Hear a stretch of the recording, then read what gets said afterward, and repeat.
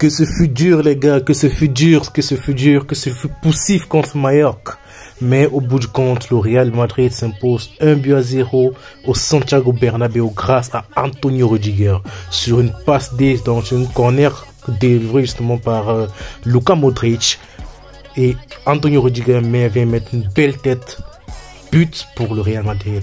C'était vraiment un match très compliqué pour le Real Madrid.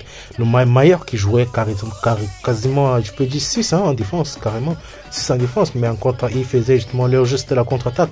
Malheureusement pour eux, ça n'a pas fonctionné, mais c'était vraiment compliqué. Vinicius n'a pas, pour un retour, ça a été, mais on a bien vu le changement de jeu lorsque Vinicius est sorti, lorsque Brahim Diaz est entré.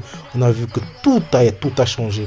Donc je ne sais pas trop comment Carlo Ancelotti va s'y prendre, mais il va falloir trouver un moyen de mettre Vinicius dans les bonnes conditions pour que son jeu puisse être bénéfique au Real.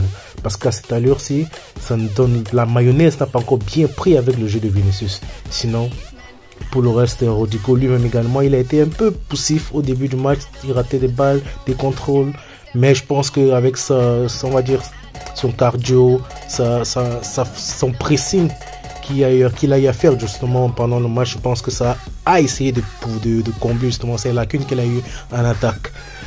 Et comme vous pouvez vous y attendre, c'est Antonio Rudiger qui a été élu homme du match.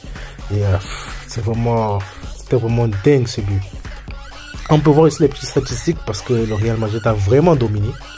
68% de position de balle contre 32, 17 tirs contre 7 tirs, 5 tirs cadrés et 0 tir côté Mallorca. C'est normal parce que je suppose qu'avec tout ce pressing que le Real mettait justement dans la partie du terrain adverse, le Mallorca n'avait pas trop de joueurs en contre-attaque pour pouvoir justement inquiéter Lunin, malgré les petites sorties qu'il y avait eu quand même. Et heureusement que Lunin anticipait quand même avec la tête qu'il a eu à faire en premier mi-temps pour anticiper justement la contre-attaque de Mallorca. Donc chapeau à Lunin quand même pour cette anticipation là.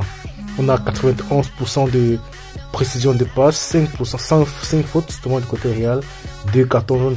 Et je sais pas vous, personnellement, apparemment l'arbitre avait un problème, on ne doit pas lui parler.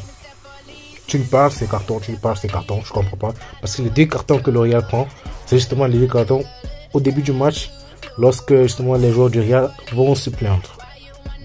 Donc vous avez les statistiques. Et petite anecdote que vous avez vue lors de la célébration du but de Rudiger, si vous vous rappelez bien, quand un joueur du Real Madrid marque, regardez bien comment Rudiger lui célèbre, avec des tapotements, il vous tapote, il vous, je sais pas, petite gifle un peu par-ci par-là, il secoue la tête. Je pense que tous les joueurs sont venus lui rendre un peu la monnaie de sa pièce là maintenant avec son but. On l'a tapoté aussi, petite tape, bon enfant bien sûr, donc il n'y a rien de méchant. Mais sinon, ça faisait plaisir de les voir comme ça. Et malheureusement, je m'y attendais avec l'allure du match, avec la physionomie du match. Je m'y attendais fortement. Arda Güler n'a pas pu faire ses débuts avec le Real Madrid au Santiago Bernabéu aujourd'hui, comme tout le monde l'attendait. Malheureusement, ce sera peut-être le prochain match. En attendant, le Real Madrid est premier du classement avec 48 points, avec un match en avance sur Girona et l'Atlético de Madrid.